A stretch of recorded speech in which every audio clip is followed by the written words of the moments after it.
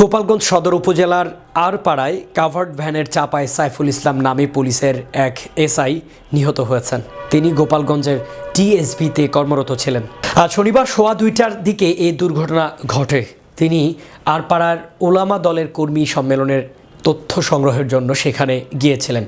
যেখানে ওলামা দলের কর্মী সম্মেলন হচ্ছিল তার পাশেই গোপালগঞ্জ টেকেরহাট আঞ্চলিক মহাসড়ক। তিনি রাস্তা পারাপারের সময় টেকেরহাটগামী একটি দ্রুতগামী কাভার্ড ভ্যান তাকে চাপা দিলে তিনি ঘটনাস্থলেই নিহত হন। কাভার্ড ভ্যানটি দ্রুত গতিতে পালিয়ে যেতে সক্ষম হয়। গোপালগঞ্জ সদর থানার অফিসার ইনচার্জ মীর মোহাম্মদ সাজিদুর রহমান ঘটনার সত্যতা নিশ্চিত করেছেন। পুলিশ সুপার মোহাম্মদ মিজানুর রহমান সহ পুলিশের ঊর্ধ্বতন কর্মকর্তাগণ ঘটনাস্থল পরিদর্শন করেছেন।